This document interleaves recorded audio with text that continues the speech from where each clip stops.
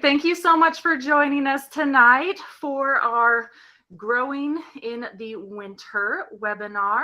Tonight, we are going to talk a lot about growing a bunch of different things, both indoors and outdoors, because you can do a lot of different things in the winter.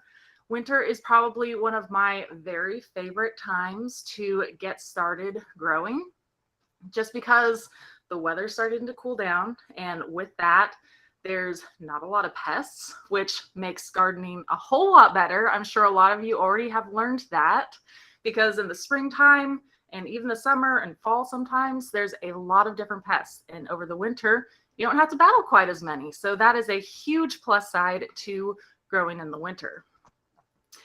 So what we try to do is make sure that we have food year round. So we grow a lot of different foods and things like that all year. And yeah, we really love growing over the winter. So I just want to take this time to ask, can everybody hear me okay? And make sure that everybody is out there and has joined us. And make sure you guys can use your chat function. We are using a platform where all of the comments are going to show up for us, so we can pop up questions as they come up too. And we also, whenever everybody registered, we went through and looked at all of the questions that you guys asked. And I built a presentation based on a lot of your questions. There was a lot of fantastic questions that you guys gave us. So I made sure to cover a whole bunch of those. But if I don't answer something, feel free to leave it in the chat. And hopefully we will have time at the end to answer. If not, maybe somebody else in the chat can help us out too. And we also have Dale helping, and Andrew is helping in the chat as well. So thank you so much, everybody, for joining us. Looks like we are all good. Okay. So first of all, for those of you who don't know me, my name is Carrie. My husband Dale and I are the creators of the From Seed to Spoon mobile app. And this is it right here. So we started growing our own food in 2015. We started growing, yeah, right there. That is our backyard that we had.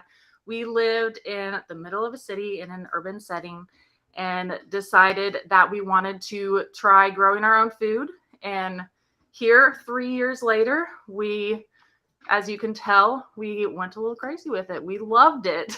And we started growing a lot. And over this time period, we wanted to develop an app and something just to make it a little bit easier for us to get started growing and to remember certain key things like pest management, companion planting, things like that. So that's really what led to the development of the app. And I still use it every day myself. I go through and document everything that's going on in the garden, what I've planted, and all of that. So if you haven't heard of it, make sure you check it out and download it. There's a download scan up there too. So if you screenshot or if you hold your phone up to the TV, you can go to the download link. So the next slide. Okay. So here, I love this picture. I wanted to share it first of all, because this was one of our first winters that we grew. We had a broccoli that it survived all winter long, even in the snow. I absolutely loved it. It was amazing. And I just like to show this for a lot of people because they don't realize that you can grow a lot of different things over the winter, even in the cold. So for me, I am in zone 7, and I know that a lot of people are in many other zones, some colder than me, some warmer than me, but I learned a lot of these things from Elliot Coleman books, and then also 1 Yard Revolution, the YouTube channel. He's amazing too, and he lives way up north as well. So a lot of these things that we're going to talk about today apply both to people up north as well as those people who are down south as well. So first of all, what we're going to talk about today, I wanted to share a few of some of our favorite cool season greens. Now, this is not an all-inclusive list, of course. These are just a few of my favorites that I wanted to touch base on. These are some of the best ones that I love to grow. And they, if anything, nothing else, they tend to get sweeter whenever the weather turns colder. And I absolutely love that. So especially with the things like kale and Swiss chard, collard greens, all of those, whenever you harvest, whenever it's colder out, it tends to sweeten up and it tastes even better if it's possible. I know, but I absolutely love growing these. And Swiss chard is probably one of my favorites. If you guys have followed me for a while, you know I love to talk about Swiss chard, especially the rainbow ones, because they are so pretty. And we love doing these Swiss chards as tortilla replacements because you can grow them really large and they're super pretty. The kids even love to eat them because they are amazing. And then the bok choy. So this is something that a lot of people don't really know a lot about because it's something that is, I mean, at least for me, before we started growing food, it wasn't something that I was super familiar with. But we like to grow this now for a replacement for cabbage, especially when we don't have a huge time frame to be growing a huge ball of cabbage. We like to do bok choy. So this is a great question. Ideas of how to cook bok choy. So one of my favorite ways to do this is to saute it and especially add it to a stir fry. It is absolutely amazing and it tastes like the inside of an egg roll. Tastes really great. That is my very favorite way of how to cook it. And then the next one, collard greens. That's another one too I wasn't super familiar with before we started growing food, but it's one that I absolutely love to grow now. It is a great replacement for all of the greens. And then, of course, spinach. Who doesn't love spinach? There are so many different varieties of spinach out there. One of the first years that we were growing food, Dale had to go through and try literally every single variety of spinach that there was because there are just so many and they all taste just a little bit different and they grow a little bit differently. So it was really fun to do. So now we, of course, have some of our favorites. I absolutely love like things like the space variety of spinach. That's probably one of our favorites that we like to grow. And then we have lettuce. Lettuce on this list is probably one of the most tender of the greens. So the other ones will survive a little bit further into the winter. Lettuce may die off if you do not have covers, which we will talk about here a little bit later. And then kale, of course, is probably one of the strongest ones. It does really well over the winter. And there's a lot of different varieties of kale as well. There's even some pretty purple ones, like those really pretty colors of kale. I love to grow it. And I feel like kale gets a bad rap, but it tastes really good, especially if you harvest it in the winter time, whenever it starts to cool down. It's really great.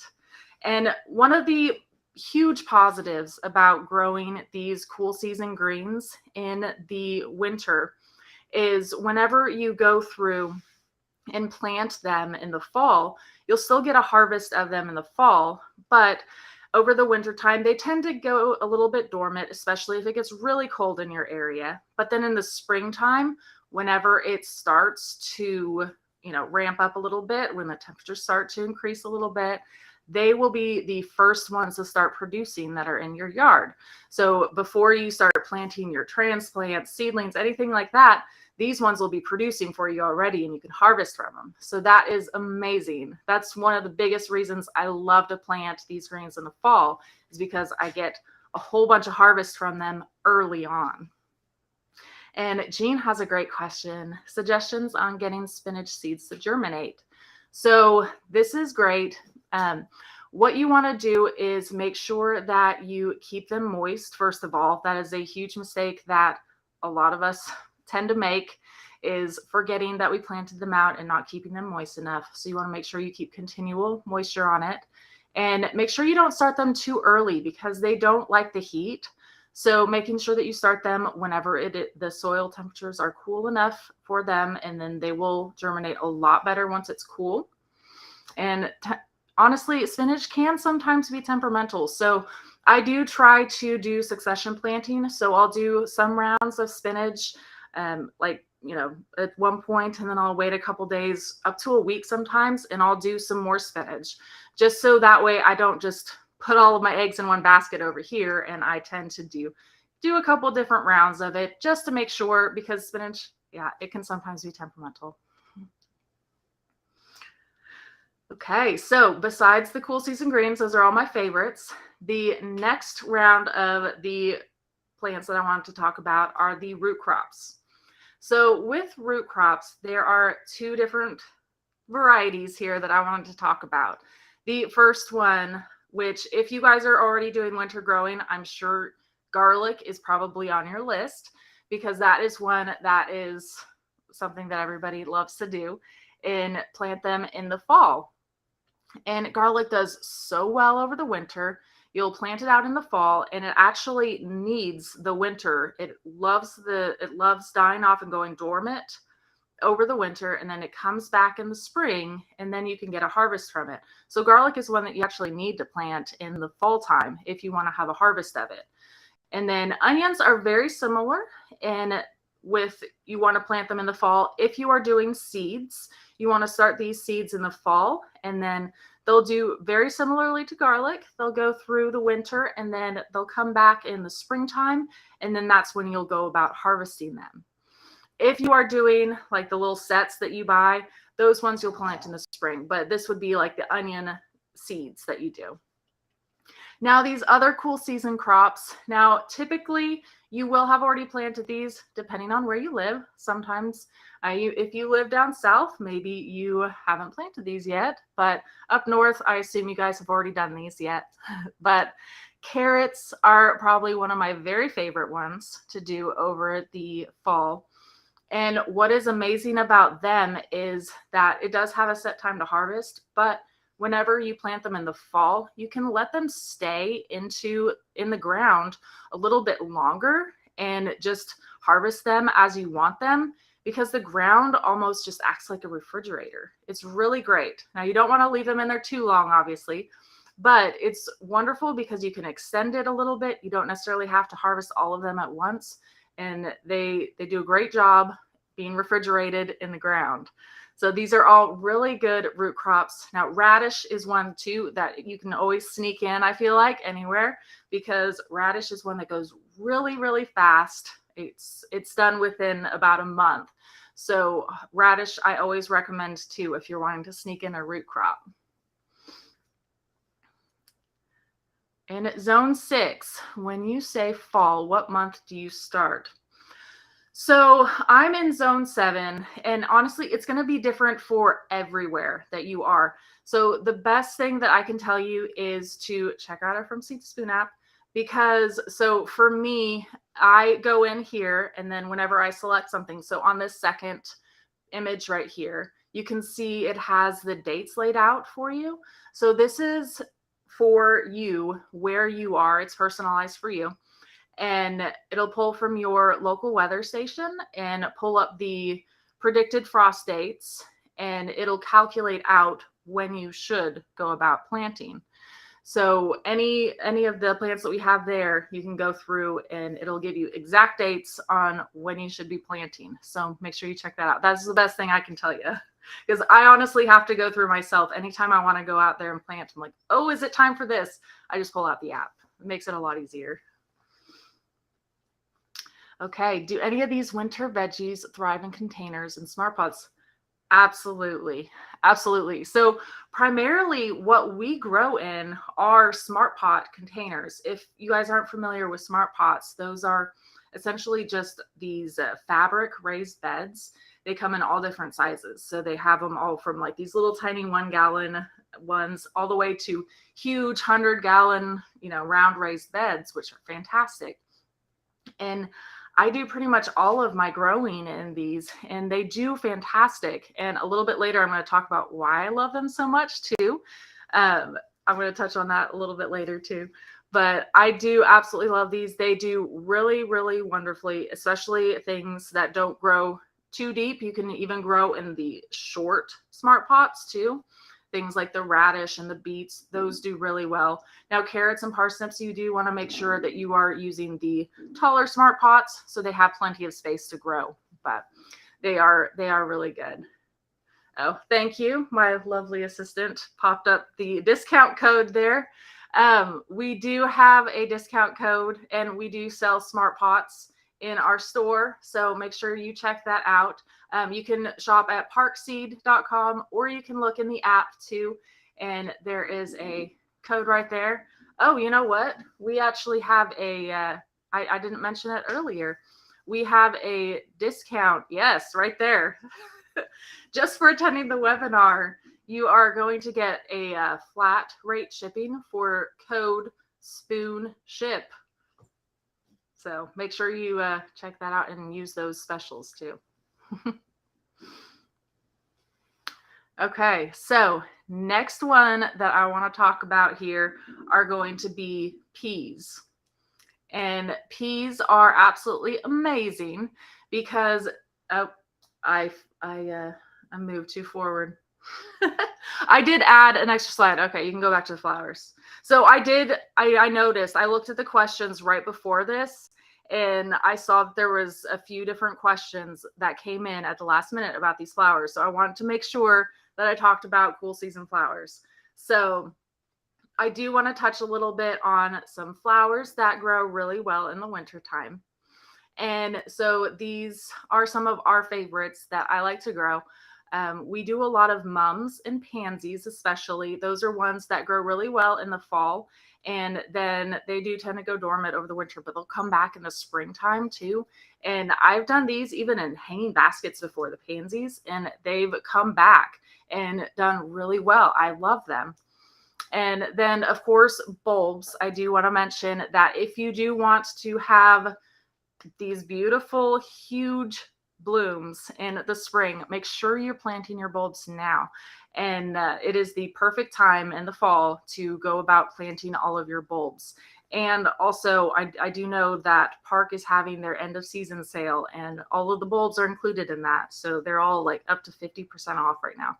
So if you are interested in starting your bulbs, now's a good time to go check them out. Okay, so now on to peas, where I was trying to go before. So peas are one of our next favorite ones. I love growing peas. They do a lot for the soil as well. They are one that can actually pull nitrogen from the air and bring it into the soil.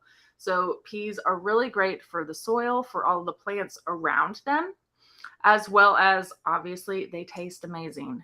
If you have never grown and eaten a pea, you definitely need to try it because it tastes way better than any store-bought pea you will have ever bought. I can guarantee it.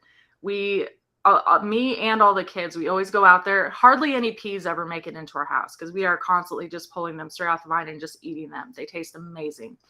Now, I will say you do need to make sure that you have some sort of trellis. Now, they do sell like some dwarf varieties that you don't necessarily need to do a huge trellis for. So check some of those out. There are some different patio varieties that you can do. But we like to do some of these that require larger trellises sometimes as well. And we do a mixture. My favorite trellis is over here on the side of the screen over here. This is a cattle panel arch trellis. So all of this is a cattle panel that is on its side, arched over. And on the sides, we have some T-posts bracing it and just zip ties wrapped around it to hold it in place.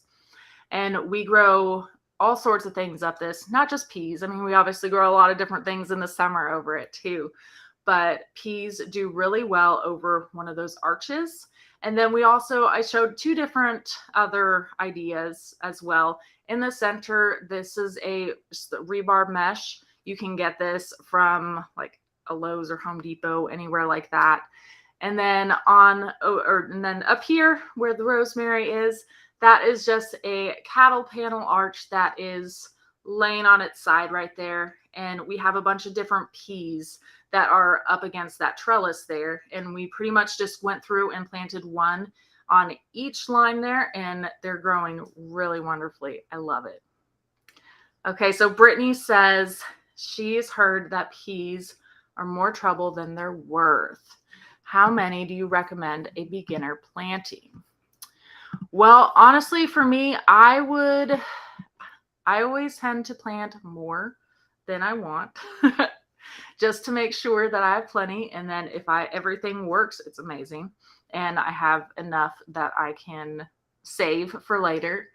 But the biggest thing I can tell you about peas is to make sure that you don't plant them too early because they definitely don't like the heat. So you want to make sure that the temperatures are good for them.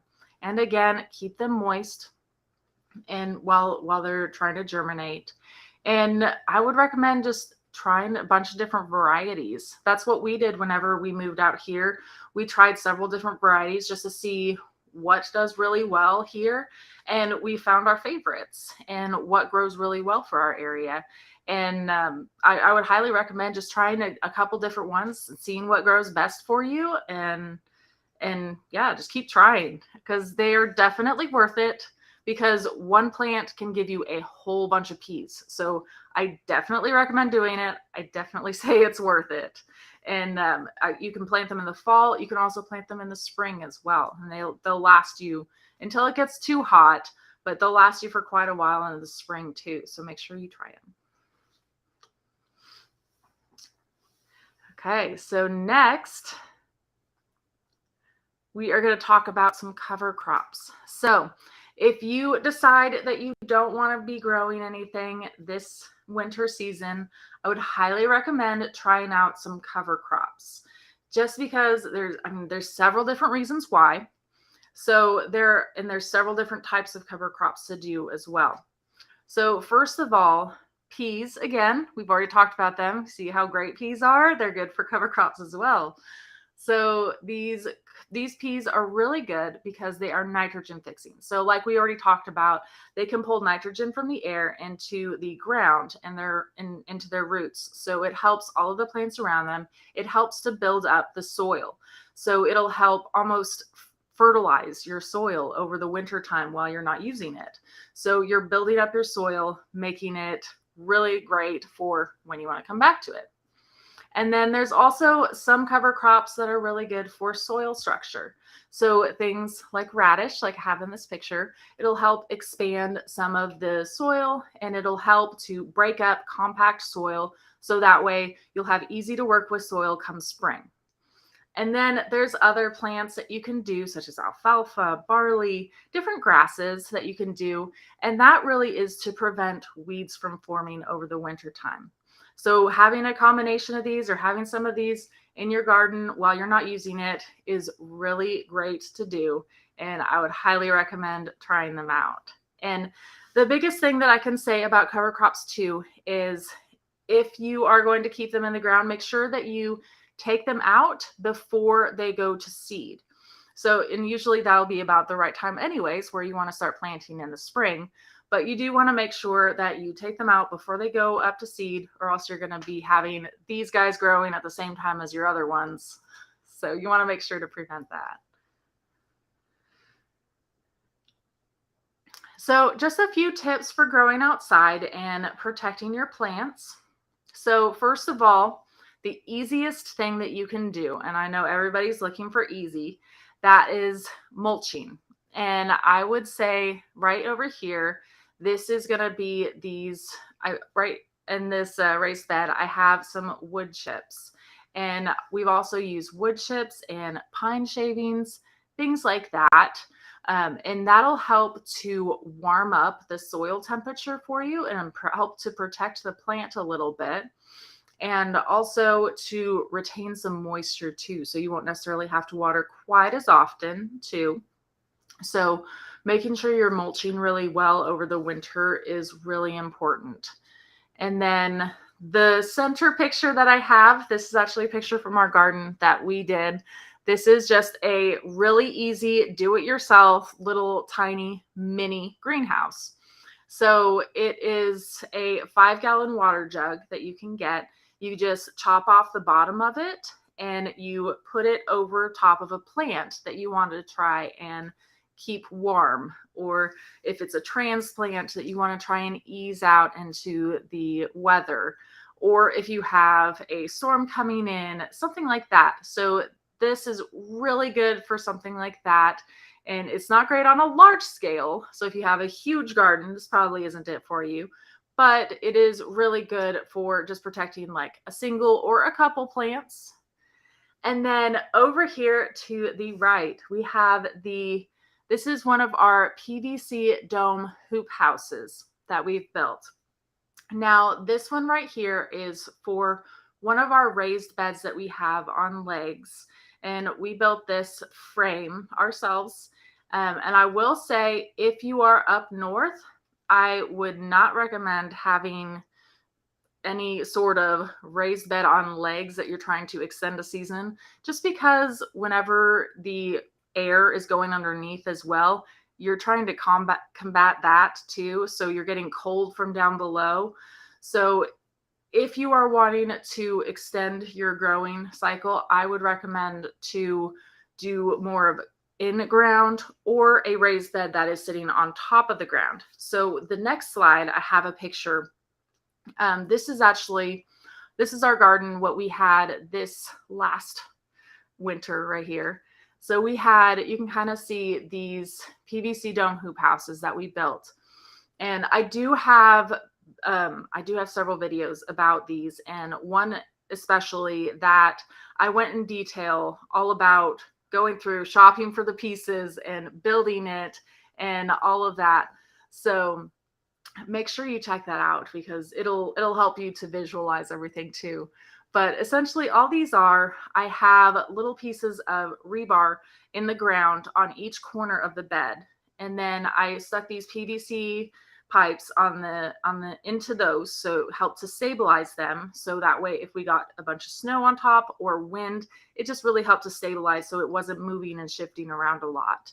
And then I had a brace in the center of them. You can kind of see on some of them that don't have the plastic wrap yet. And then over top of it is just some plastic sheeting. And then I have these clips on the side of them too. So that way when the wind picked up, it didn't just lift it off and fly it away. So this really helps to warm up down below. And I would say too, if you are up north, you may want to do 2 frames. So if you do, I have different sizes that are on here on this picture that you can kind of see. There's one of the smaller ones. So if you have that with some plastic sheeting over top of it, and then build one of the taller ones and put some plastic sheeting over top of that as well, that can help to really insulate your area too. And I will say each one of these plastic sheeting that you put on top will help to raise your zone level up, well, down south by one zone. So if you are in zone 5, if you put one of those plastic sheeting on, it's like you're in zone 6. If you put on 2, it's kind of like you're in zone 7.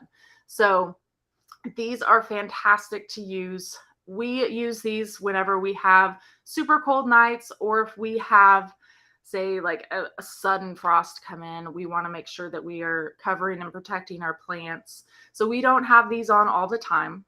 We only have these on during extenuating circumstances or overnight when we have super cold temperatures. And then we come in and we open it up, air it out, give it some water, because obviously in the wintertime, you do need to continue watering. And that was definitely something that a lot of people asked about too, was watering in the winter time. And it is just like any other season too. So if you notice that the soil is dry, a good rule of thumb, well, no pun intended there, but it's kind of funny. So I always stick my finger into the soil, and if my finger is wet, then we're good. We don't need to water. If it's dry, then I water it. So it's just a really good rule of finger to see if you need to water your plants or not. And then I will say too, again, we talked about smart pots earlier. One of the amazing things about smart pots are that you can bring them inside. You can put them under cover or anything like that, because they're amazing. They're pretty light, and you can lift them by the handles on the sides and either put them on your porch or put them inside, anything like that. And That way they don't have the snow getting on them or hail or frost or something like that. If you have a really cold night, it's amazing to put those into the inside or in your garage even. Or there was one winter that we had our entire bathtub actually filled with a bunch of plants. So you can really get creative with it, and anything you can do to help protect your plants. So we like to bring them in. A lot of people try and bring in a lot of their pepper plants too for the winter, and you can definitely do that. You just need to make sure that you have, which we'll talk about here in a little bit with some more indoor growing. But you do need to make sure that you have like either grow lights or just plenty of natural light as well for doing this. So this is a great question. Is it best to water in the morning or evening? And I would say that I would make sure to water in the morning time, just the same as any other time. I always say morning is best, but obviously if you can't, you can do the evening. But morning is always going to be best because it's going to be warmer during the day than it is at night, and you don't want it to frost or anything like that.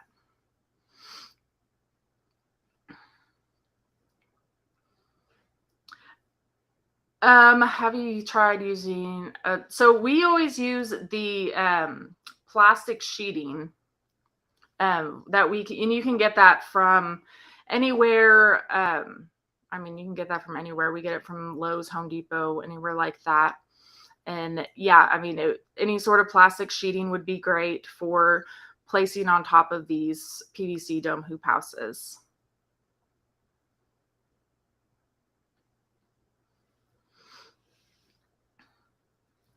Okay, so let's go and shift to a few of the indoor things that you can do over the winter time. And microgreens is going to be one of my very favorites because it is super simple, especially if you are a beginner gardener. This is something I highly recommend you do. And if you aren't familiar with what microgreens are, they are essentially just the little teeny tiny plants. So you start a bunch of seeds, really dense, and you let them grow. You can kind of see in this picture, they're just about an inch or two tall, and that's about all you want them to grow. And then at that point, you go through and harvest them, and you eat them how you would any other green. And the reason that you do this, it is super, super healthy for you. You have a lot of nutrients packed into a small little amount right there. So these are probably one of the best things that you can do if you are looking to grow food. I highly recommend checking out microgreens. And they're very simple to do as well. Like I said, you really just sprinkle some seeds up on top, and you can do a bunch of different types of seeds. We've done anything from like sunflowers before to bok choy to broccoli to kale. I mean, really, you name it, you can have it as a microgreen. I love doing it. But over here, you can see you need to make sure that you have a grow light for it. And there is, I have this grow light right here just sitting right on top of it because you want to make sure that that light is really close to it, or else they can start to get what's called leggy or spindly. But we'll talk a little bit more about grow lights later here too. But I have that grow light there, and you need to make sure that you do have grow lights if you are going to do microgreens. But the good news is, like, they're not super expensive too, and you can get them for relatively cheap, and the amount of microgreens you can get from it is amazing. So definitely check it out. So propagating herbs is really great to do over the winter as well. And a lot of people don't realize that you can save a lot of money by doing this. So if you have a favorite oregano plant, thyme, rosemary, all of that that's out in your garden right now, you can really just take some cuttings, as I showed in these pictures, and he's going through and cutting some oregano off, and then you really just strip that little tiny bottom area off, dip it in some rooting hormone, and you can do two things. You can do a do-it-yourself thing, which is what we have right up there on top, which Dale is showing in the picture. And that is a super easy and cheap way to go about propagating herbs. This was just a water bottle that we cut in half and put some herbs into rooting hormone water and put it on top. So it's almost like a little, creating a little greenhouse effect. And also, I would highly recommend trying a biodome with these. Absolutely amazing. Makes it really easy because it has that lid on it already. So you don't have to worry about keeping that on top of it. And again, you need to make sure that they are getting light for them to grow and propagate. So Denise wants to know, how do you debug your herbs before bringing them inside for the winter? So I do have tips for growing indoors here in a few slides, all about pest management for indoor growing. So I will touch a little bit on that here soon. Sorry, Denise, you have to stay put. I have a whole slide about it. Something else that is really big in the wintertime. So for me in zone 7, I will start all of our seeds in, honestly, we start a lot in January, and we are continually growing all through like January, February, March. We have a lot of things growing indoors. So the wintertime is when you want to make sure that you start all of your seeds. So we go through and we start all of our seeds. Last year was the first time that I tried these biodomes out. I absolutely loved it. It was amazing. And it made a huge difference. I feel like before we were just planting them in containers and they didn't have that lid on top. And it was rare if they sprouted. I felt like we would have to put like 3 seeds in at once, and then one would prop up. But here I was putting 2 seeds in each one and both of them were coming up. I was like, whoa, it was amazing. But so now I just put 1 seed in each biodome sponge and it works great. So I will highly recommend trying out this biodome too.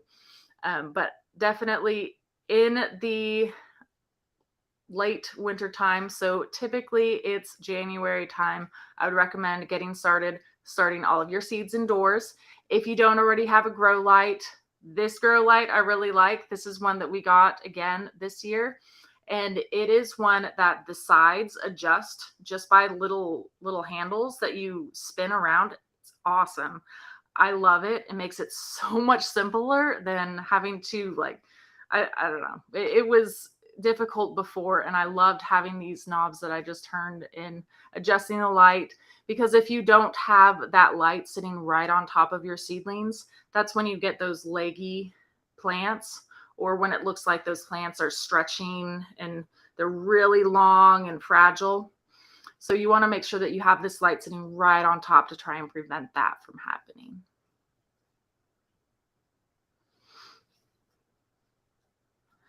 And then I do want to touch on a few more tips. Just so that middle picture right there shows our outdoor, well, it's not outdoor, it's in our shop. We have a big seed starting area that we have out there. And we have a fan, just one of those little box fans that we've attached to the side of it. And we have that going for many different reasons. So whenever you're indoor growing, you want to try and mimic the outside as much as possible. So it really helps to get them ready for outside, but it also will help to prevent pest issues, and it will also help to prevent fungus and mold, all of that. So having a fan on there is really, really important. And we learned that the hard way. We had a lot of issues with mold our first year, and pests. We had so many different fungus gnats. It gets really gross. So having the fan on has been a key changer.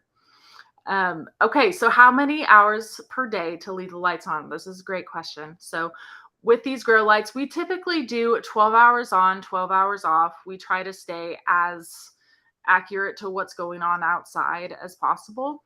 So, but typically we just do 12 hours on, 12 hours off. It makes it easier for us. And then one other thing I do want to say too with these pictures right here. So with the bleach, I will recommend making sure that you always clean your seed starting supplies. So whether it be your biodome that you used last season or any seed starting trays, anything like that that you're using, you want to make sure that you are cleaning them out really good each season, or else you can have some issues with pests as well as mold issues too. And if you do get any sort of mold issues, what I've done in the past is, again, have a fan going. If you hadn't had one before, start it, and make sure you're always watering from underneath the plants as well, because that will really help to decrease the amount of issues that you have. And there's also a spray you can make. If I remember right, it was 1 tablespoon per cup of water for the hydrogen peroxide spray that we use. If you're having a really hard time with the mold and you can't get rid of it, we've done that before, and that's worked really well for us if you can't have anything else. And then if you do have pests in your indoor growing area, these are a few things that you can look at doing.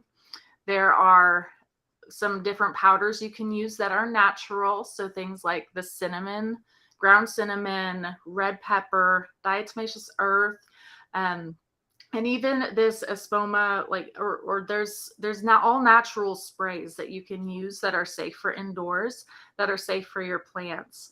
And I always try to keep everything as natural as possible too. So I always try to make sure that I get the good things, because I want to make sure that, because I'm going to be eating these things, I want to make sure that I'm all natural as much as possible, at least. So a lot of these things. Okay, so this person says, I don't use bleach. Is the peroxide pictures an alternative for bleach? Well, you can use that. You can also clean your stuff with vinegar, or just regular soap and water as well too. The biggest thing, you just want to make sure that they're clean and that you don't have any sort of particles on them, any dirty soil from last season. And the bleach just, disinfects it all. So I do that, and it works good, but you don't necessarily have to. You can use whatever you want to clean it off. Even just soap and water will do good. Okay, Christina wants to know, can you overwinter things in smart pots? Absolutely. Yeah, definitely. I absolutely love growing in smart pots. I mean, we grow a lot of things in our smart pots outside over the winter, as well as bringing some inside over the winter. So you can absolutely grow them. They work really well outside. And we have things that we keep, like blueberry bushes, things like that, that are all in these larger smart pots that we can't necessarily move. And they do really well here. They just stay in their smart pot, and we don't cover them or do anything like that here. We're in zone 7, so not too far away from you. And they do really well in the smart pots as well. So I definitely say yes. And if anybody else has any questions, feel free to pop them into the chat right now as well. We have a few more minutes. Okay, Roxanne, any ideas on how to keep wild rabbits out of shorter height smart pots? Oh man. So we have battled rabbits before many times. And I will say one of the biggest things that we have done is a motion activated sprinkler. If you haven't tried it before, it's really fun to use. You just hook it up to a sprinkler, and whenever it senses something go past, I mean, it can be a bird, it can be a rabbit, squirrel, rat, all of those, even you, so you better watch out. But whenever you walk by, or a rabbit walks by, it goes off and it scares them, makes them run the opposite direction. So that is something that I absolutely love, that I always recommend for pests, because it works really, really well. Also, things for rabbits, like they sell like that predator urine that you can use too, as well as like bone meal, things like that. And then, of course, a good old-fashioned fence. Well, not old-fashioned. I use a new-fashioned one. I have a Premier One fencing, which is, it's a netting that I have. It's and it's electrified, but it's not super bad. Like we can touch it and it's fine. It's just like a little shock from the dry air. That's what it feels like to us. But whenever an animal touches it, like it shocks them. It's shocking, and they run the opposite direction. So things like that, we have one of those around our garden. It's worked amazing, and I check that out too if you have the ability to use that. Okay, so I mentioned succession planting, yes. So how far in the fall and winter do I continue planting? So honestly, I am always going as far as I can into the fall, even winter. And it really just depends on what's going on, how the weather is. But I will really try and push it. Like, what's the worst that could happen? I feel like it's just not gonna go as well as I want it to. But I'm always trying to push the dates and doing as much as possible. Typically, where I'm at here in Zone 7, we're typically stopping by mid-November time. But really, like, I try and do as much as I possibly can.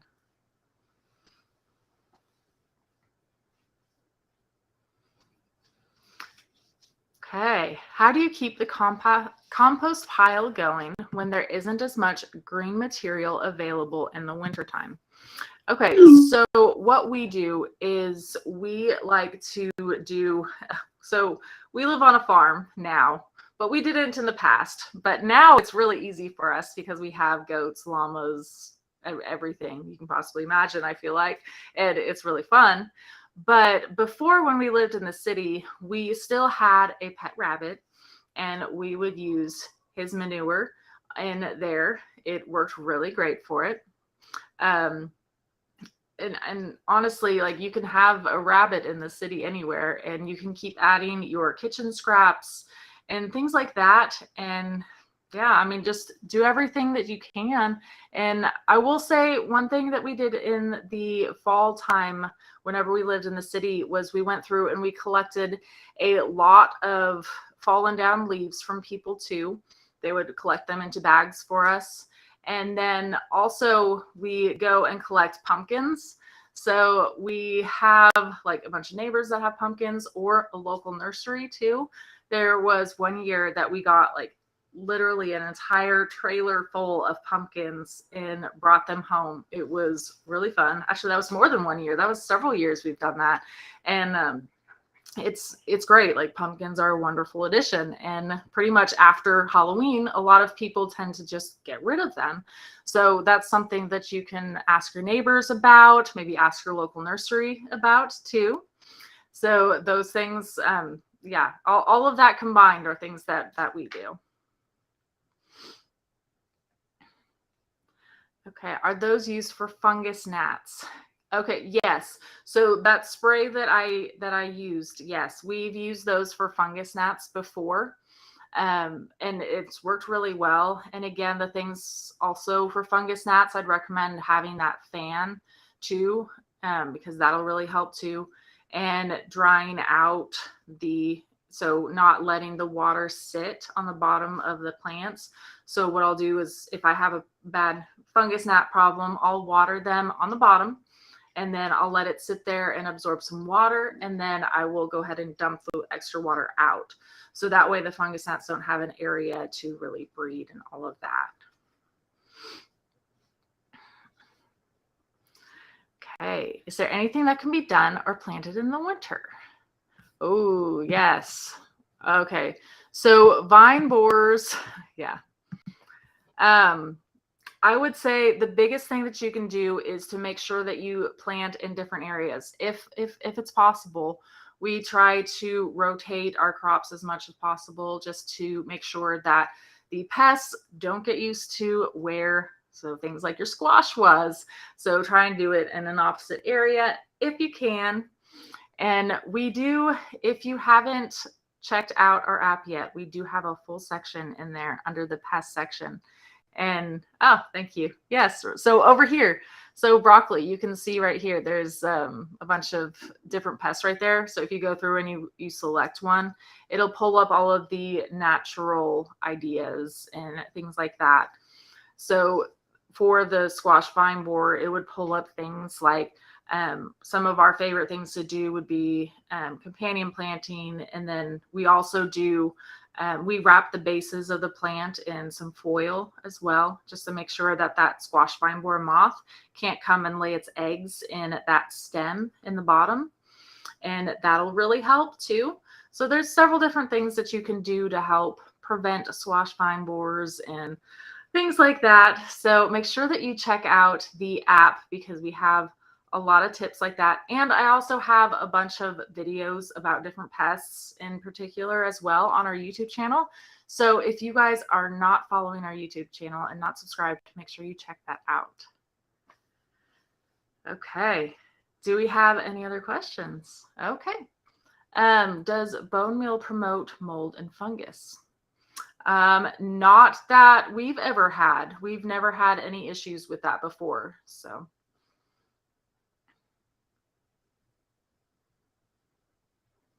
Do you put all the plants you pull up in your compost? So it depends for us. Sometimes we do, but we have, like I mentioned earlier, we do live on a farm. So we do give a lot of our plants to our animals. So we have pigs and chickens and goats and things like that. So we do try to give a lot of our plants to them, and in return, they give us some fertilizer. So it's a really great win-win relationship. Works out great. Okay, leaf miners. Oh no. So the biggest thing I will say with the leaf miners, the easiest trick that I can tell you is to get those yellow sticky traps.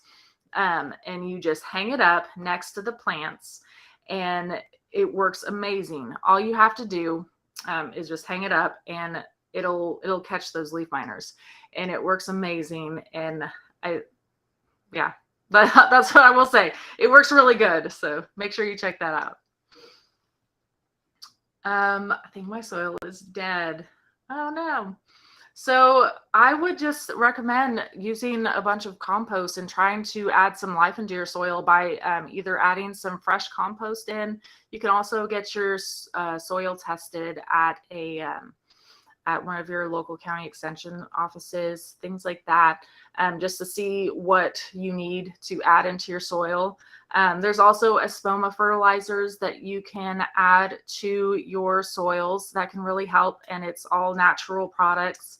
It's things that we use in our garden just because it comes from all natural resources. So we use the espoma fertilizers or compost or worm castings, things like that. Okay, before I let you all go, I want to make sure that we draw our winner, because that is one thing I forgot to mention in the beginning, that I was going to do this at the end. So hopefully I haven't lost the winner. So if you all registered for this event, I have your name on the spreadsheet right here, and I'm going to see if I can find my random number generator. Okay, 776. I guess I should have picked the name first. Okay, 776. This is Kathy Pittman. Kathy with a C, Cathie. Do you want to pop that up? Okay, so Kathy Pittman is the winner of our giveaway. Pitman. So Kathy is the winner for our giveaway for registering for this event. You all got entered into winning, and this was for 10 of the Park Seed packets for beginner-friendly seeds. So make sure that you register next time we have a webinar, and you will be entered to win also for our giveaways. And don't forget also that we are having that shipping giveaway too. Well, not a giveaway. It is giveaway because it's a really good deal. But there is a shipping, the flat rate shipping for $2.99. If you guys do any orders now for 24 hours, that code will be good. So check out parkseed.com or check out our From Seed to Spoon app and shop away. Thank you so much for joining us, everybody, and happy growing in the winter. See y'all.